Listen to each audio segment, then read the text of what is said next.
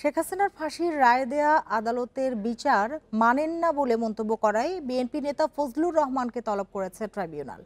৮ December সশরীরে হাজির হয়ে ব্যাখ্যা দিতে হবে তাকে। একই সাথে দেখাতে হবে ফজলুর রহমানের শিক্ষাগত ও আইন পেশার সনদ। রোববার শুনানি শেষে এসব আদেশ দেন ট্রাইব্যুনাল একের চেয়ারম্যান। জুলাই অভ্যুত্থান ও শেখ হাসিনার বিচার নিয়ে বক্তব্য দিয়ে বিতর্কের জন্ম দিয়েছেন সুপ্রিম কোর্টের আইনজীবী ফজলুর রহমান। গত ২৬ আগস্ট বিএনপি চেয়ারপারসনের এই উপদেষ্টার দলীয় পদও স্থগিত করা হয়। সম্প্রতি গণমাধ্যমে শেখ হাসিনার বিচারের প্রক্রিয়া নিয়ে সমালোচনা করে এই বিচার মানেন না বলে বক্তব্য দেন ফজলুর রহমান।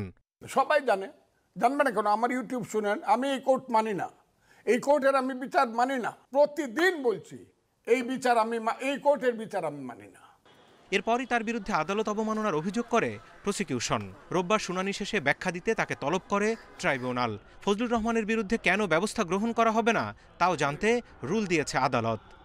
ইচ্ছাকৃতভাবে আদালত অবমাননাকর বক্তব্য দিচ্ছেন। উনি বলেছেন এই আদালত আমি মানি না, এবং এটার প্রকাশভঙ্গি যথেষ্ট, আদালত অবমাননার জন্য যথেষ্ট বলে আমরা মনে করছি। দ্বিতীয় হচ্ছে যে উনি বোঝাতে চেয়েছেন যে একটা ইন্টারনাল অ্যারেঞ্জমেন্টের মাধ্যমে এই প্রসিডিংটা চলছে। প্রসিকিউশনের অভিযোগ কেবল শেখ হাসিনার রায় নয়, ট্রাইব্যুনালের বিচার প্রক্রিয়া নিয়েই অবজ্ঞা করেছেন ফজলুর রহমান।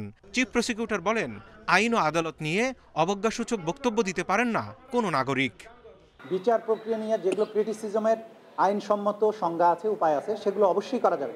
এই আদালত যেখানে বিচার অনুষ্ঠিত হচ্ছে, এটা গণপ্রজাতন্ত্রী বাংলাদেশের সংবিধানের অধীনে প্রতিষ্ঠিত একটা আদালত। এই ট্রাইব্যুনালের যে আইন, সেটা 1973 সালে স্পেশাল একটা আইন, ক্রাইমস ট্রাইব্যুনালস অ্যাক্ট 1973। এটা সংবিধান দ্বারা সুরক্ষিত। আদালত অবমাননার অভিযোগ প্রমাণ হলে সর্বোচ্চ ১ বছরের সাজার বিধান রয়েছে। Zahidul Bashar, independent news, Dhaka. এ নিয়ে আলোচনা করতে রাজধানীর কাফরুল থেকে আমাদের সাথে যোগ দিয়েছেন সুপ্রিম কোর্টের আইনজীবী ডক্টর কাজী জাহেদ ইকবাল। জনাব জাহেদ ইকবাল, আপনাকে স্বাগত জানাচ্ছি। যেটি আপনার কাছে শুরুতেই জানতে চাই যে ফজলুর রহমান কি মুচলেকা দিয়ে ছাড়া পেতে পারেন, নাকি ১ বছরের সাজা হতে পারে? দেখেন, এটা তো আদালত এই ব্যাপারটাকে কিভাবে সুরাহা করবেন, এবং ওনাকে যেহেতু আদালতে হাজির হতে বলা হয়েছে, উনি আদালতে হাজির হয়ে কিভাবে জবাব দেন এবং সেই জবাবে আপনার আদালত সন্তুষ্ট হন কিনা, এই সকল বিষয়ের উপর ডিপেন্ড করবে যে আসলে এই মামলাটার নিষ্পত্তি কিভাবে হবে। আদালত চাইলে, যেমনটি আমরা শুনছিলাম, যে ১ বছর পর্যন্ত কারাদণ্ড, জরিমানা, কম জরিমানা বা কারাদণ্ড এরকম হতে পারে, এমনকি মুচলেকা অথবা আপনার ওয়ার্নিং দিয়েও আদালত হয়তো ওনাকে ছেড়ে দিতে পারেন। সেটা যেহেতু এটা সাবজুডিস ম্যাটার, সেহেতু এখনই এটা নিয়ে কিছু না বলাই ভালো। কারণ হলো, উনি যখন জবাব দেবেন উপস্থিত হয়ে, তখন জবাবটা আসলে উনি কিভাবে দিবেন এবং সেটা আদালত নিশ্চয়ই বিশ্লেষণ করবেন। পুরোটা বিশ্লেষণ করে আদালত এই বিষয়ে কি সিদ্ধান্তে উপনীত হন, যে কি প্রেক্ষিতে উনি এরকম কমেন্ট করেছেন, অথবা এতে কতটা আদালত অবমাননা হয়েছে ইত্যাদি সব বিষয়ই আপনার দেখার পরে হয়তো আদালত হয়তো কোয়ান্টাম অফ পানিশমেন্ট নির্ধারণ করবেন, অথবা ওনাকে ক্ষমা করে দিতে পারেন। এখন এটা আসলে ওনার জবাব, উপস্থিতি এবং অপরাধের গুরুত্বের উপর নির্ভর করছে। জি, একজন আইনজীবী হয়ে জেনে বুঝে আদালত অবমাননা করা কতটা সৌজন্যের? না, নিশ্চয়ই না। কারণ হলো, শুধু আইনজীবী হিসাবে না, আইনজীবীরাও বাংলাদেশের নাগরিক। সুতরাং একটা প্রচলিত আদালত, যে আদালত আপনার দেশের একটি আইন দ্বারা প্রতিষ্ঠিত আদালত এবং বিচার কার্য পরিচালনা করছে, এরকম আদালতের ডিগনিটি নিয়ে আসলে কোনো নাগরিকেরই, আইনজীবীদের তো নয়ই, কোনো নাগরিকেরই নিশ্চয়ই প্রশ্ন তোলা উচিত না, এবং সেটা শোভনও না।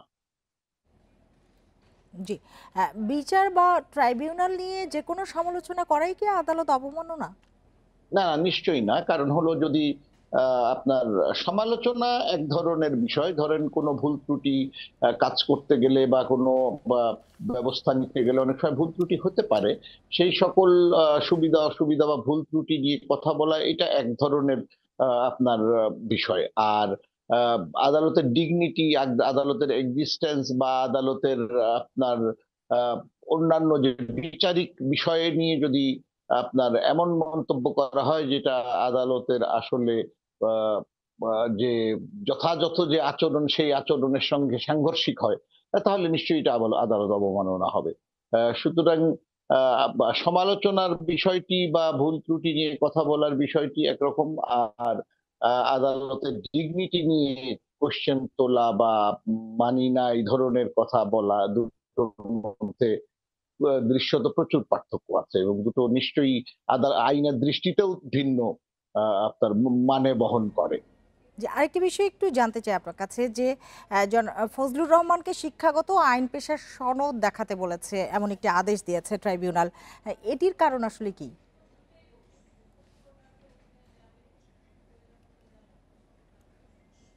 জি, জি।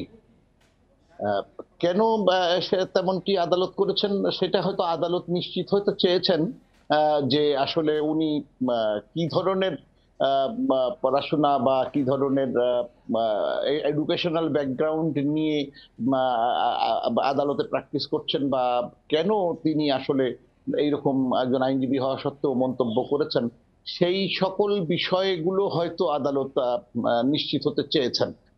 আসলে ৮ তারিখে উনি উপস্থিত হয়ে ওনার জবাব দাখিল করলে এবং আদালত এটা বিশ্লেষণ করার পরেই আসলে স্পষ্ট হবে যে বিষয়টি আসলে কোন দিকে যাচ্ছে।